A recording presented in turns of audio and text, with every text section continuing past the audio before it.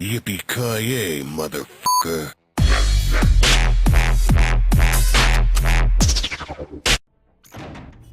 You're right there, YouTube. It is Krakoon again, bringing you another gameplay slash commentary or something like that.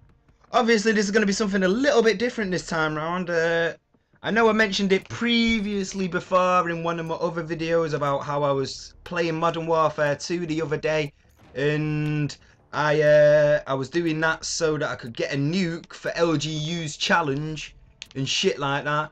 And pretty much this is what happened, and this is the nuke that I got. And I don't know, man, going back to Modern Warfare 2 and all this kind of shit, it's a very, very interesting concept, really. And I don't know why, but there's a lot of things that have changed from what I can remember, because I used to remember Modern Warfare 2 being a little rage fest because there was so many noob tubes and so many campers and all kinds of one-man army, you know, all this kind of shit that goes on. That was obviously, we already knew which happened within Modern Warfare 2 and shit. And going back to it, man, it doesn't seem to be as bad. And I don't know whether or not it's something to do about how the community that was playing Modern Warfare 2 at the time that made it so bad has now moved on to Black Ops to make that game even bad. But I can guarantee you now, you heard it here first. When Modern Warfare 3 gets released, when I go back to play Black Ops, because I know I inevitably will go back to play Black Ops, because I like Black Ops, me, but when I go back to play Black Ops, man, I guarantee it will do exactly the same as what Modern Warfare 2 did now, because I'm liking Modern Warfare 2 at the moment. It's a good game, but Black Ops is gonna do exactly the same. It's gonna get better after it's had its time, like, if you know what I mean. That obviously makes sense to you and what have you. But a little bit about the gameplay, using the Famas, standard kind of spaz as the secondary, man. And I love the fucking the shotguns as the secondary, man. You don't really what's the word now? You kind of underestimate your secondary shotgun until like you go and play Black Ops when you don't have shotguns in the secondary, or for instance other Call of Duty games where the shotguns are primary. You really kind of underestimate the value of having the shotgun as a secondary. And there's one thing that I'm gonna take my hat off to Infinity Ward for, is putting the shotgun as a secondary, because I can't remember, I'm pretty sure it was a primary in Call of Duty 4 and you couldn't have the shotgun as a secondary in Call of Duty 4. But then obviously with Modern Warfare 2 you could, and kudos to that, man, because going back to it and thinking about it, man, it is really, really, because obviously I think people used to bitch about it in Modern Warfare 2 and say shit like, oh, you shouldn't be allowed to have a shotgun as a secondary and all this kind of general crap. And personally I think that's bollocks, and I've always been for the shotgun secondary. I threw a C4 there randomly because I was meant to validate my video for LGU by throwing a C4 at the beginning, but unfortunately I forgot. So I decided to do it there, and it's still obviously alright and what have you.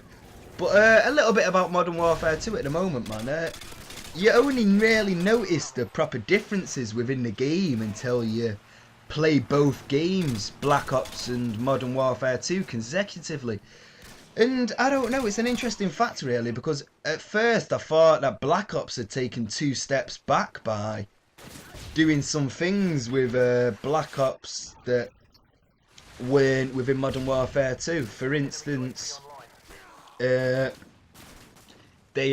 did non-stacking kill streaks in Black Ops, and at first I thought, oh shit, that's gonna be shit, that it's gonna be harder to earn your kill streaks and what have you. And then after playing Black Ops for a while, I think it's good because it proves more skill for having non-stackable kill streaks.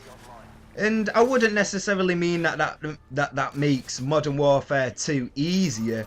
I just believe that it makes you being able to earn all your kill streaks easier within Modern Warfare 2, because that's essentially what stackable kill streaks does. It just helps you to be able to earn all your kill streaks. It makes it more planned out and far ahead and what have you. And as you see there, I've run out of ammo on my Famas, so I had to pick up the M4A1, and I do actually run out, well obviously I run out of ammo on my M4A1 as well, and I have to pick up an RPD, so you'll see anyway. But all in all, Modern Warfare 2 is a good game, but I think it is weird how the game has gotten better. Like, I mean, I think it is really weird how the game has gotten better after, like, Black Ops has been released, because it's a weird situation. It just goes to prove how much the community has an effect on how a game is and how the game plays, because of how other people choose to play the game and shit. And it's a funny real situation really, and that kind of comes with being the FPS crown, well, COD being the FPS crown, because the community is always going to go with the flow and get every single new game and what have you. But sometimes that's obviously a bad thing, and then sometimes it's a good thing. But once again, as I said, we'll have to wait and see if Black Ops does the same when Modern Warfare 3 comes out. But obviously there's been quite a bit of hype within the community recently about the Modern Warfare 3 trailer dropping and all that kind of shit. But we've still not got any kind of reference to base it on about the multiplayer, and that's only really what we care about, because all the Call of Duty campaigns are always pretty epic. It's just, you know, the same old, same old. Once you've played a campaign of like any Call of Duty, it's always pretty similar. And especially within this series of the Modern Warfare series, it's kind of like a trilogy to all the kind of series. So I think I'm personally pretty interested in playing the campaign within the new series and what have you. But for the campaign factor, you know, it's always been a good kind of thing within the Call of Duty series. I don't know whether or not that makes up for most of their sales, or whether or not it's multiplayer that makes up for most of their sales. But it was mainly due to the main reason that I really like to play campaigns is because of the first Modern Warfare game, which is Call of Duty 4, and obviously that was the first ever. It was the first ever kind of modern combat Call of Duty, because anyone before that has been World War II and like all that kind of stuff, and it was never really a modern. There was never a modern combat COD game, so it's generally the main reason why I stay with the Call of Duty series as well. And I don't know, it kind of brings me on to a funny little fact really, is like the reason why I love modern warfare games, and this goes for any kind of modern warfare game, not just Call of Duty. I mean, I love the fact of modern day weapons within multiplayer online and within the game itself, because I don't like to go back to World War II games. That's why I never played World at War, because it doesn't interest me playing with like MP40s and Garands and I don't know, all that kind of old school weapons and shit. It's old, isn't it? I mean, what the fuck? You don't want the thing to break down on you and what have you. I'd rather have some modern day AA-12 or an RPD or an AK, or you know, all that kind of shit that makes like the modern day weapons such a marvel and modern day combat such a marvel and what have you.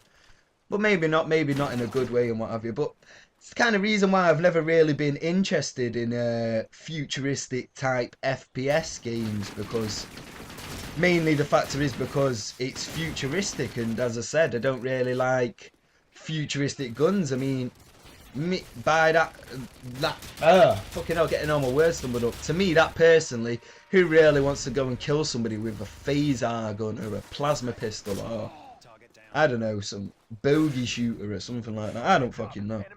But by that, to me personally, it doesn't make the game realistic by shooting him with one of them type of weapons, and that's generally why I go for like the modern combat games, because like shooting somebody with like a plasma gun or whatever is it doesn't make it realistic, and it's daft really, if you ask me. And I'm not saying it's ingenuitive or whatever, and it's like, because obviously funnily enough, the first ever game that I got for the Xbox was Halo, and I don't touch Halo anymore now. As bang, I pick up the Nuke, And I don't even touch Halo anymore. It was Halo 3, funnily enough, but I'd always been kind of aware of the Halo series since Halo 1. But that didn't have multiplayer and what have you. But Halo 3 pretty much made me get an Xbox. But funnily enough, the game's kind of semi-futuristic, you could say, because there's a few guns in there that are like kind of modern day, like the BR and the AR and the sniper rifles. But then again, there's also like the alien weapons. And I don't know, for me personally, it's just modern day shooters that gets me now, and not the kind of old school, like the old school Halo future shooters and what have you. But pretty much that's all I really got to say about the facts and that kind of shit now. And as you see there, I finish up the gameplay. I go like, I don't know what I went, 32 to 1 or 33 to 1 or something in the 30s to 2 or something like that. Actually, I know that at least maybe 3 deaths. I'm not 100% sure. I don't really care. Here I'm trying to validate it for the LGU upload. I was trying to find a date. Pardon me, I just fucking burped, man. I was trying to find a date so that I could prove it was filmed recently, because it's part of the validation scheme, but I can't find it. But anyway, that's the end of the video, and peace. Thanks for watching. Don't forget to like. Go ahead, make my day.